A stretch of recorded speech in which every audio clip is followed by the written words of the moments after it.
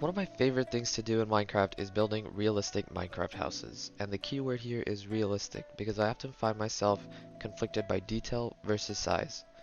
Now naturally you might say that detail is more important, after all it is what makes a Minecraft house realistic, but I found that once you break a size barrier, you lose all realism because it's perceptually weird. It's always something I debate on when starting a new build, and something that can make or break your Minecraft build. So in this video, I'm going to tackle a topic that is underrated when building in Minecraft. Scale in Minecraft.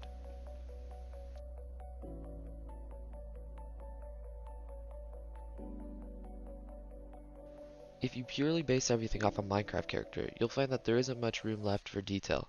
Your house interiors will become 3 to 4 blocks tall, and you'll end up with very undetailed furniture and detextured walls. And for those reasons, it's almost a no-brainer to instantly eliminate the scale. But it is very important to understand that scale is by definition how big or small an object is in relation to us. So it becomes important that you preserve some sort of relation to the Minecraft character itself. This means including things that put your Minecraft character into scale. One common way to do this is through the use of Minecraft doors. But another way to accomplish this is by placing Minecraft player-sized furniture around the house. Garage doors are also a great way to accomplish this.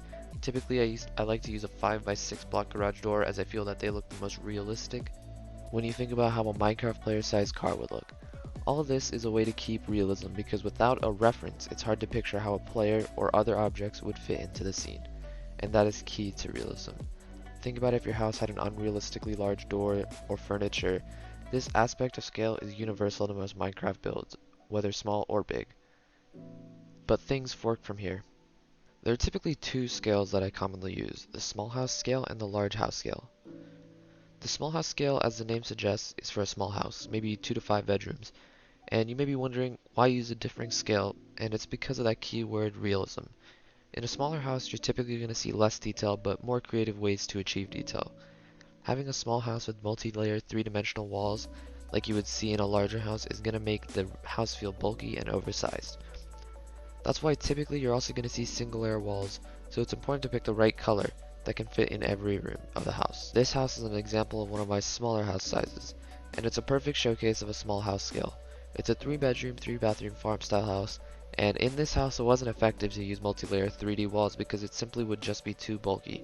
But there are ways of getting around this, and that's by adding texture to the walls, whether it's through the use of a similar colored block or slabs and stairs. As far as the inside, you can see it's generally very open and uniform in color. Moving to the upstairs, you can see that we again have that single layer interior wall, and it's because of these techniques that the house feels open and clean yet still has a homey and cozy feeling. My ideal scale for a small scale house would be around 7 to 8 blocks tall as far as ceiling height and a room width and length of no smaller than 7 blocks. The large house scale is again, as the name suggests, for a large house, and I mean a large house. The two houses you see in the intro were both examples of a large house, and they're around 3 million cubic blocks in area, and took a good while to build. The gray one is still a work in progress, but the basic principles can still be seen. In a house of this caliber, it's imperative that you use 2 to 3 layer walls for that insane crisp detail, and same carries over through to the inside where you see different color rooms and very textured walls.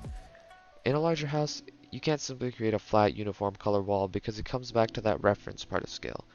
You want to break up the wall with decorations, maybe a bookshelf, paintings, or some sort of texture over it to give it style.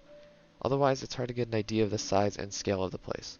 With a large house, I typically like to have 10 to 14 block tall ceilings with rooms that are longer and wider than 10 or 14 blocks. You can see in this example that I did a bad job with the staircase because it has an incorrect scale.